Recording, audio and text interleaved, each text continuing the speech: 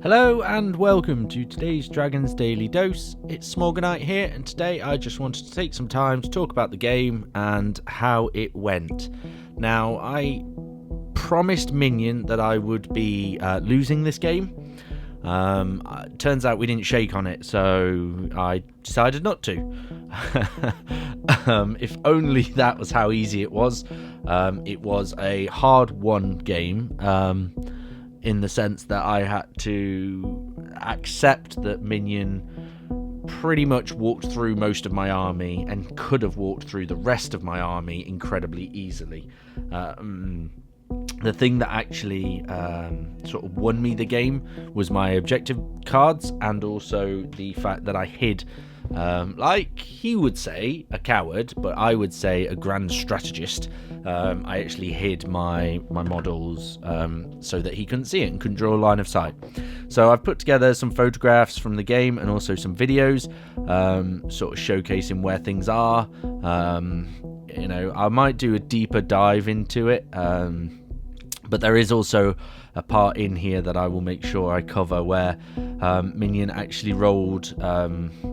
He shot 5 plasma culverins, which have the small blast, and then basically he rolled the scatter and got a 6/6 and also the scatter off of the, so he didn't get a hit marker.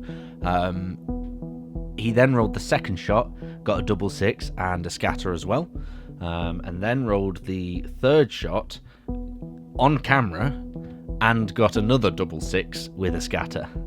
We couldn't believe it. We actually were astounded that he'd just rolled 3 6/6s. So I carried on rolling, I carried on filming, and he then went and rolled the 4th scatter, and you will not believe this, but he actually got another 6/6 with the scatter on the 4th shot. I absolutely, like, 4 6/6s and a scatter with no hit. I couldn't believe it. That's the sort of stuff you just can't write in this, and that's why we love 7th edition, and we love the things associated with it, so like the template weapons and things like that, because you just can't write something like that, and I just couldn't believe it. I was blown away by how unlucky he was with it. And he then rolled the 5th shot and got a 9-inch, but it was still a scatter. So he still missed on every shot, but it was absolutely amazing that he rolled 4 sets of 6/6s for the scatter. I couldn't believe it, and this is the video just showcasing that here.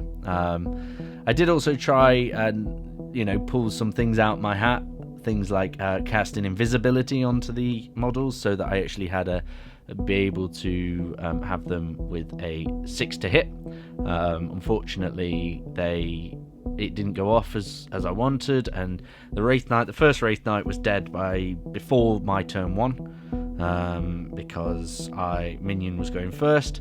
And then the second Wraith Knight, he offered, before anybody says it was me, he actually offered that he wouldn't shoot at the second Wraith Knight in his turn 2, which was nice, because that was the decision that lost him the game.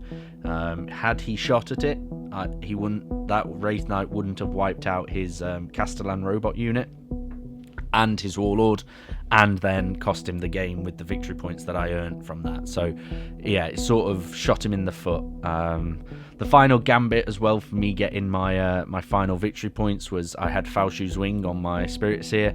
I was able to run 48 inches in the second to last turn. I hoped it was the last turn, but we roll, obviously in 7th edition you rolled to see if the turn continues, and he ran onto the objective that I needed to get, which was in Minion's deployment zone, and I was thinking, if the game ends there, that's perfect, because now I can actually, get Line Breaker and these 2 victory points. However, it didn't end there, and it meant that my Spirit Seer Warlord was shot to oblivion. He was shot so hard that he will never be born again. It was disgusting, to be honest.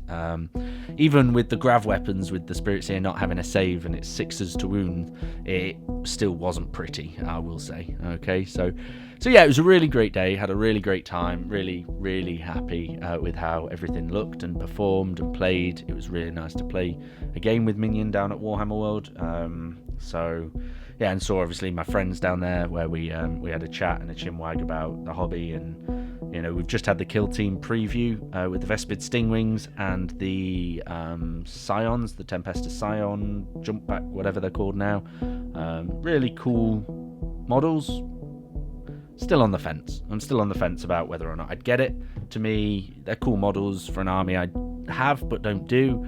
The Vespid Stingwings are going to be the harder thing to say no to, just purely because the Tau might be the next army. But I am considering what to paint next, so drop your comments and thoughts in the comments below, because I will read them, and whichever army gets the most votes is the the most votes by people commenting it is the army that I'll do next. All right, there we go. You have my word on that one. Yeah. All right. Well, thank you so much for listening. If you made it this far, I really appreciate everybody listening to these videos. They seem to be doing well, so I'm happy. I didn't expect anybody to listen to it, so the fact that we're getting a couple of views here and there is quite nice. So yeah, I really appreciate it. But no, thank you so much for listening. Like and a subscribe is really appreciated. But until next time, keep those brushes moving, your armies ready, and your imagination soaring. See you tomorrow.